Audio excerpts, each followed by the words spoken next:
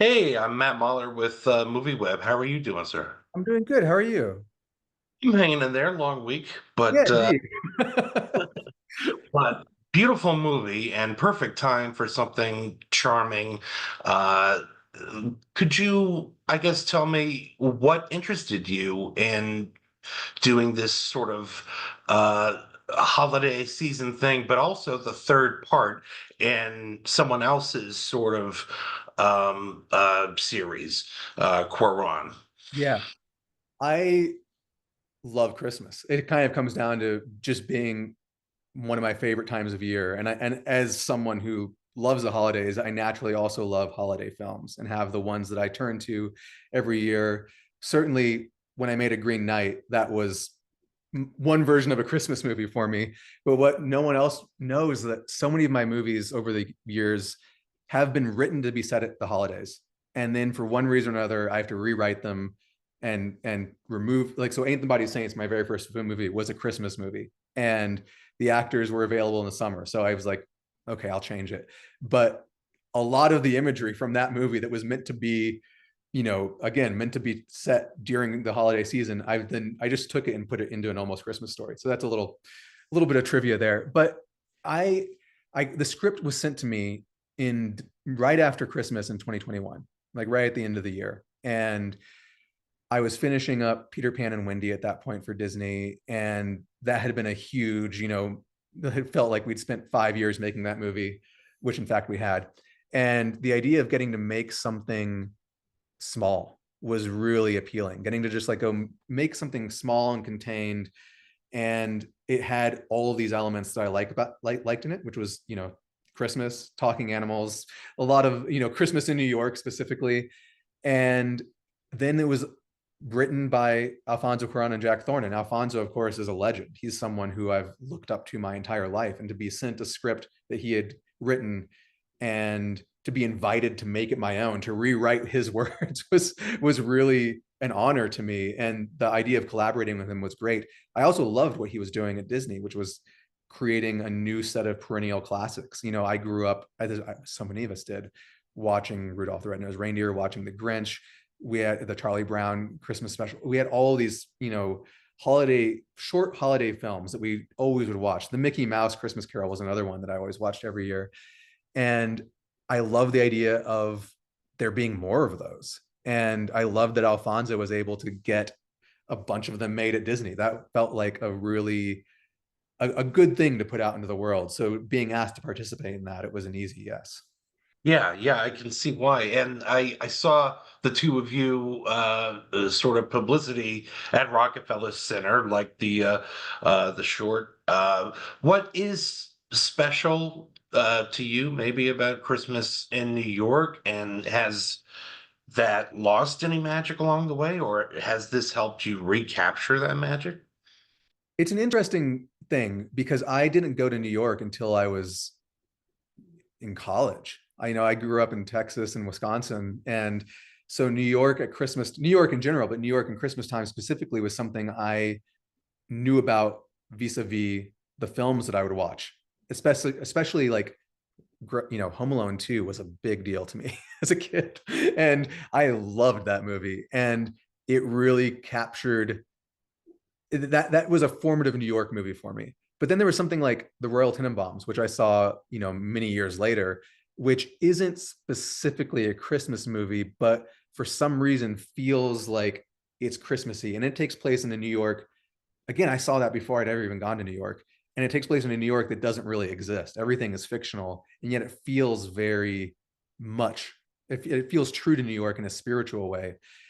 And so of course, as an adult, I've been to New York countless times and I've lived there on and off. Like, it's now I know New York very well, but I remember going there for the first time at Christmas and feeling like, oh, this is exactly like the movies that I grew up watching. Like, there's something about, whether it's Miracle on 34th Street, whether it's Home Alone 2, something about New York in the holidays feels more like a movie than real life. And it is very accurate to the films. And New Yorkers, like, people who live in New York would probably have a different opinion. I'm sure the holidays are a very annoying time because of all the tourists like me coming to visit. But it did feel magical. It felt like Christmas. And so when I read the script and when the project was brought to me, the idea of making a film in New York at Christmas was again something that felt like an opportunity I couldn't pass up. And at that point, it was live action. So at that point, I was thinking, we're going to go shoot this in New York City at Christmas time. I'm going to get to spend December in New York. This is going to be fantastic.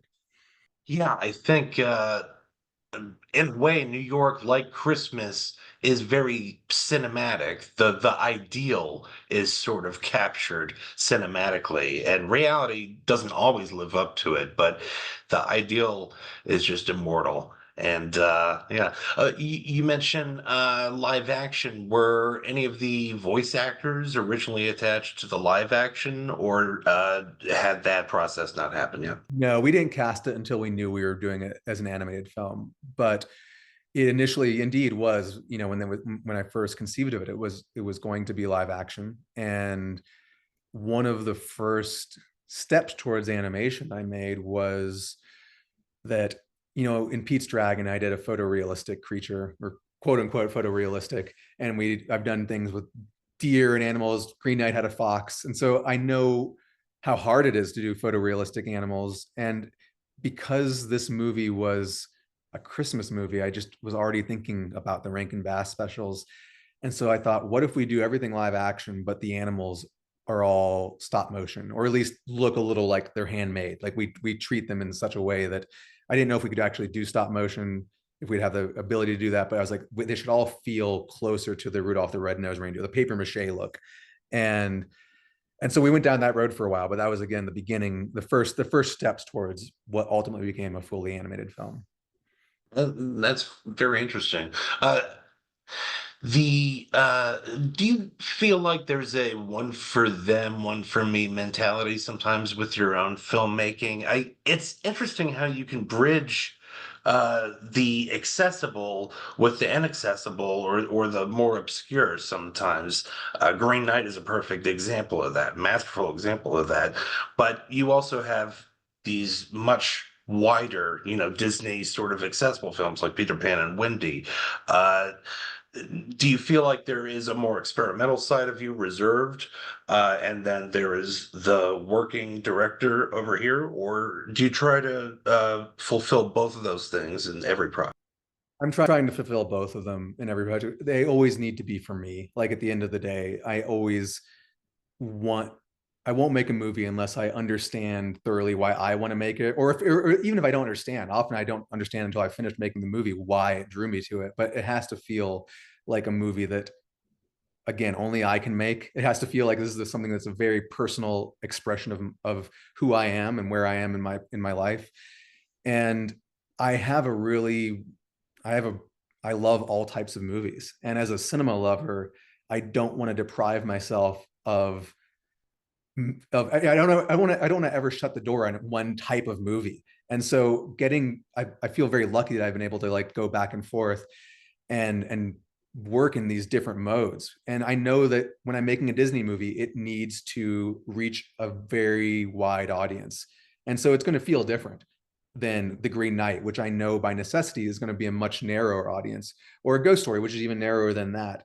But where I'm coming from as a on a personal level, it's the same from each film to the next. There's never a moment where they're not the most important movie to me that I've ever made, and where they don't feel like I am just writing my autobiography. My every detail in those movies feels autobiographical when I'm doing them, and to the same extent. So it it's weird now. I'm like 8 movies into my career, and I hope to make many more. And I can see a pattern where it does feel like, oh, I'll do a studio movie and then I'll do an indie film, but it is never as premeditated as it may look.